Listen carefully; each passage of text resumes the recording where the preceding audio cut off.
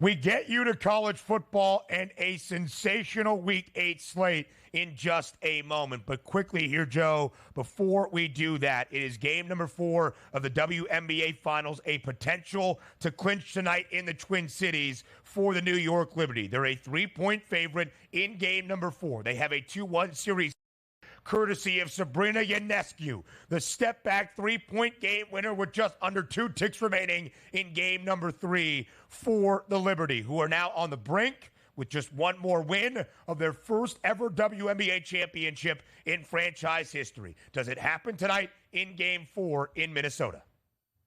Man, it just seems like a team of destiny here, this Liberty. I mean, Ionescu did the bomb for the walk-off win there was just absolutely impressive. But listen, we in Minnesota, I would not sleep on them. They were very much in that game, probably let the Liberty back into that game late a little more than they should have. I do think it goes 5 here, Ben. So I'm opting for a all-important winner-take-all championship here.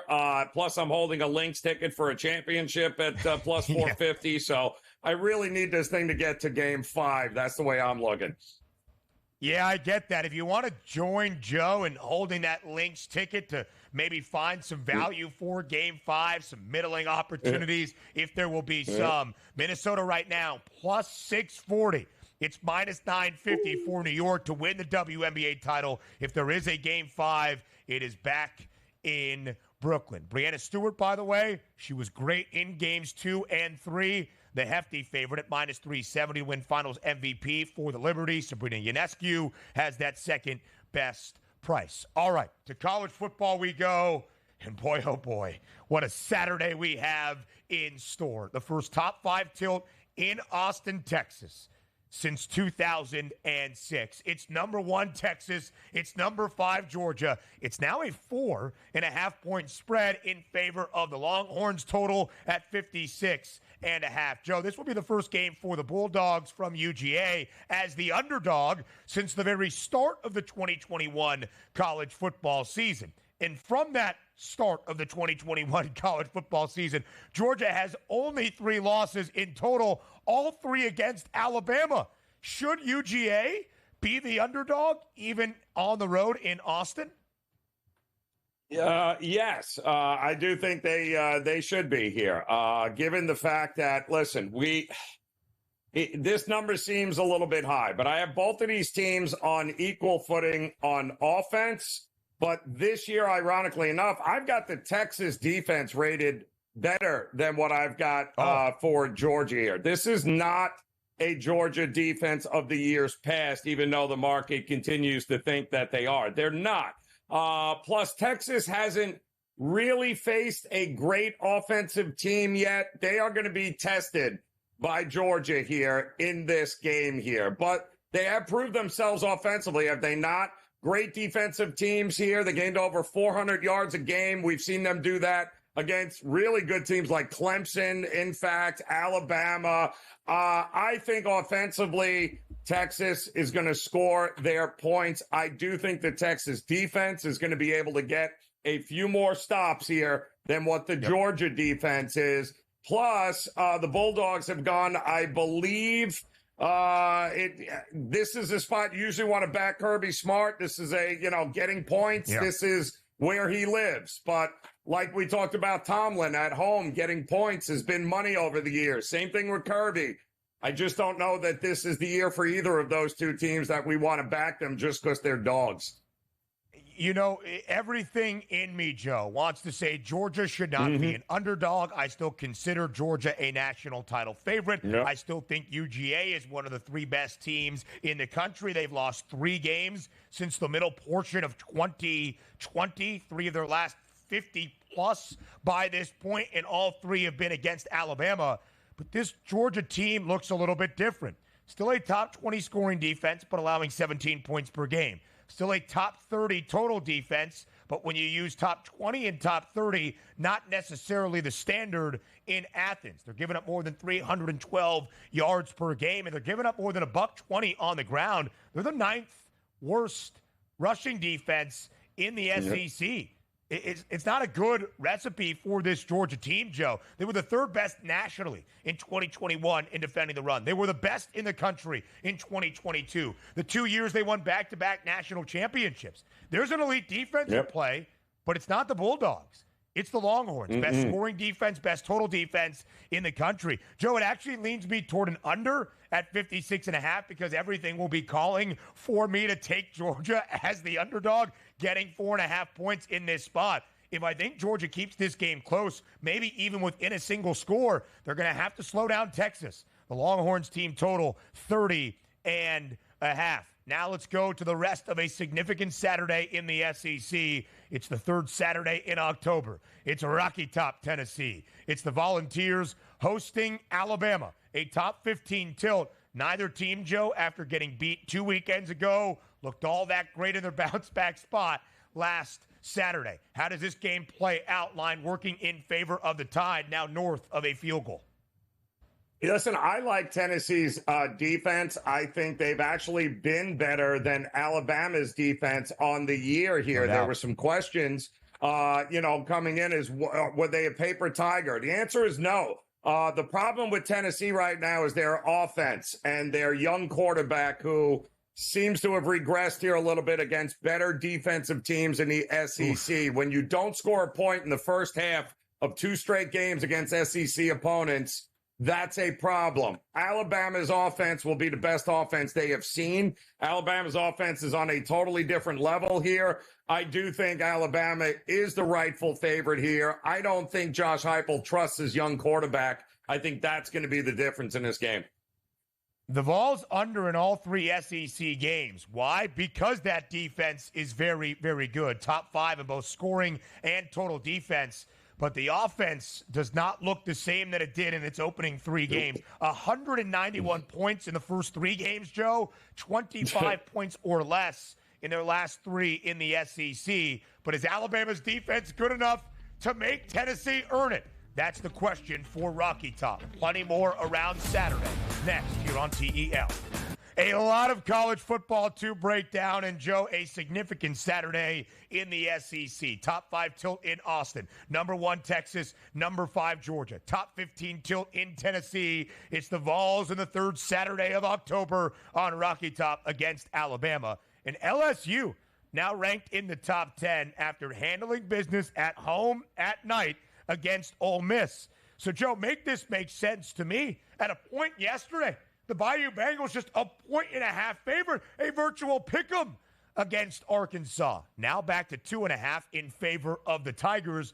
But we know the Hogs are a great underdog team. How do you see Saturday in Fayetteville playing out tomorrow night? You got to be, first of all, LSU was lucky to beat Ole Miss at home in that spot in overtime. Their great quarterback, Nussmeier, 22 of 51. So please save me about how this LSU offense is just so impeccable here. Not to mention, I still think their defense is trash here. And anytime we've gotten Pittman at home in under the lights, man, for a getting points, come on. Arkansas has always been and always will be, as far as I'm concerned. We just saw it a couple of weeks ago. You want to give me points for Arkansas at home with that offense against a defense that can't stop anybody? Yeah, I'll take Arkansas on the points. LSU lucky to come away with that miss against Ole Miss. It is interesting, though, Joe, because even if this was above a field goal, I'd say, yeah, Arkansas. But we're less than that. We're basically reaching a point of a pick'em. Arkansas, though, as an underdog. The Razorbacks this year, 4-0 against the spread, 2 outright victories. With Sam Pittman as the head coach of the Hogs since 2020, 21-9 against the number of the best of any Power 4 conference program in the country. There is a reason they say in whoa, pig suey when they see that plus in front of their price on the money line. A big one for LSU. Taylon Green, the quarterback for Arkansas, the Boise State transfer, expected to be back. He has thrown for at least 266 yards in all 3 games against a ranked opponent this year for Arkansas. 242.5 is his prop. LSU, Joe, still some issues defensively. Now, we've got a Game of the Year potential in Game of the Year 3 in Austin on Saturday night. We've got great games in the SEC, but my favorite game of the week, our producer extraordinaire, Joe Frieso, knows me well. That's Bloomington. Noon Eastern time tomorrow. 6-0 Indiana. 5-1 Nebraska. A touchdown spread in favor of the Hoosiers virtually, now dipping below that number of 7 at 6.5. Total working its way down from a number that was north of 50 just a few days ago. Joe, Indiana, Nebraska. How do you break it down?